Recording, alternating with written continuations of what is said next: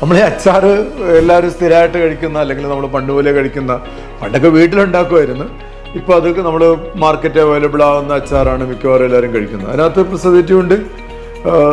അതുപോലെ എല്ലാ പ്രൊഡക്റ്റിലും ഒരുപാട് പ്രൊഡക്റ്റുകളിൽ ശരിക്കും പ്രിസർവേറ്റീവ് ഉണ്ട്. പ്രിസർവേറ്റീവ് ഇല്ല എങ്കിൽ നമ്മളൊരു ഷെൽഫ് ലൈഫ് ഒരു പരിധി കഴിഞ്ഞാൽ, സമയം കഴിഞ്ഞാൽ മൈക്രോബയൽ ഗ്രോത്ത് ഉണ്ടാവും.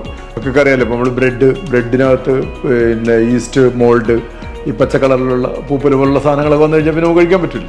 അത് കഴിക്കുന്നത് ഒരു കുറച്ചുകൂടി, അതായത് പ്രിസർവേറ്റീവ് ഉള്ള പ്രൊഡക്റ്റ് കഴിക്കുന്നതിനേക്കാൾ കൂടുതൽ ഡേഞ്ചറസ് ആണ്. അപ്പോൾ അത് അവോയ്ഡ് ചെയ്യാൻ വേണ്ടിയിട്ട് നമ്മൾ പലപ്പോഴും ലോങ് ഷെൽഫ് ലൈഫ് പ്രൊഡക്റ്റുകളിൽ അതേപോലെ തന്നെ മൈക്രോബയൽ പ്രോൺ ആയിട്ടുള്ള പ്രൊഡക്റ്റുകൾ അഥവാ ഹൈ വാട്ടർ ആക്ടിവിറ്റി ഉള്ള പ്രൊഡക്റ്റുകളിൽ പ്രിസർവേറ്റീവ്സ് ഉണ്ടാവും. അതിന് ഗവൺമെൻറ് റെഗുലേഷൻസ് ഉണ്ട്.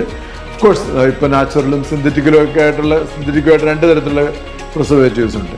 അപ്പോൾ അത് നമ്മൾ ആഡ് ചെയ്യപ്പെടുകയും അങ്ങനെ കഴിക്കുകയും ചെയ്യുന്നതിനകത്ത് യാതൊരു പ്രോബ്ലം